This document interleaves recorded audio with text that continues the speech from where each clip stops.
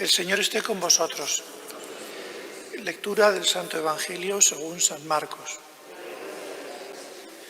En aquel tiempo se acercaban a Jesús unos saduceos, los cuales dicen que no hay resurrección, y le preguntan: Maestro, Moisés nos dejó escrito: si a uno se le muere su hermano, dejando mujer pero no hijos, que se case con la viuda y dé descendencia a su hermano. Pues bien, había 7 hermanos. El primero se casó y murió sin hijos. El segundo se casó con la viuda y murió también sin hijos. Lo mismo el tercero, y ninguno de los 7 dejó hijos. Por último, murió la mujer. Cuando llegue la resurrección y resuciten, ¿de cuál de ellos será mujer? Porque los 7 han estado casados con ella. Jesús le respondió: ¿no estáis equivocados por no entender la Escritura ni el poder de Dios? Pues cuando resuciten, ni los hombres se casarán ni las mujeres serán dadas en matrimonio, serán como ángeles del cielo. Y a propósito de que los muertos resucitan, ¿no habéis leído en el libro de Moisés, en el episodio de la zarza, lo que le dijo Dios? Yo soy el Dios de Abraham, el Dios de Isaac, el Dios de Jacob. No es un Dios de muertos, sino de vivos. Estáis muy equivocados. Palabra del Señor. Pueden sentarse.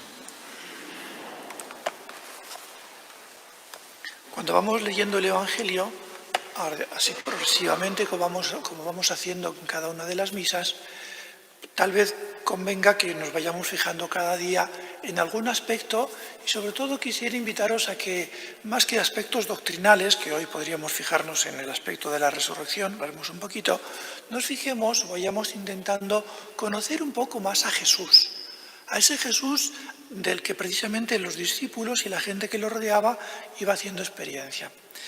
Y hoy el Evangelio nos presenta una situación un poquito semejante a la de ayer. Ayer, si recuerdan, se acercan a preguntarle a Jesús para ponerle a prueba.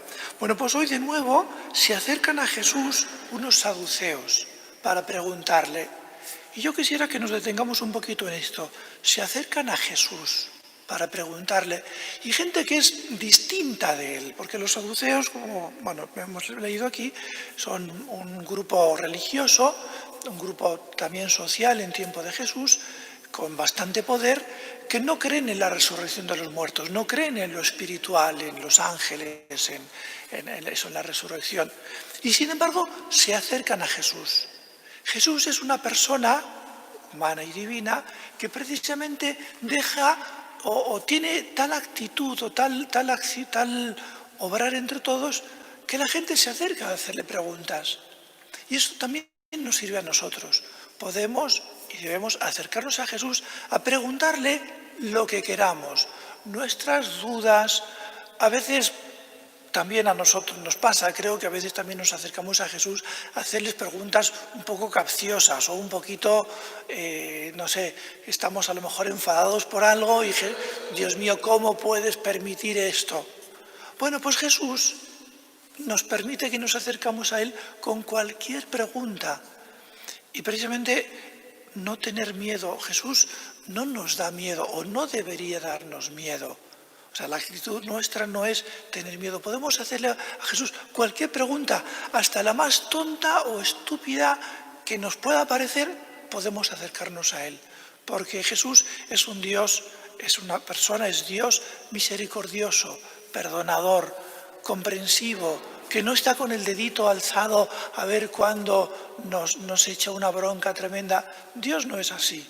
Dios permite que nos acerquemos con cualquier duda, con cualquier pregunta, con cualquier planteamiento que Él nos va a explicar la Escritura, como hizo a los discípulos de Maús, como hizo en el Evangelio anterior a los saduceos y fariseos, aquí a los saduceos, a los discípulos. Muchas veces los discípulos también se acercan a Él a hacerle preguntas, y Jesús a veces sí se cansa un poquito y dice: ¿todavía no comprendéis esto?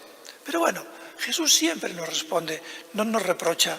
Precisamente quisiera, simplemente en esta misa, además estamos en el mes de Sagrado Corazón, que vayamos conociendo cada día más un poquito a ese Sagrado Corazón que tanto nos ama, que tanto nos quiere y al que podemos acercarnos con cualquier pregunta, cualquier planteamiento, aunque nos pueda parecer medio extraño.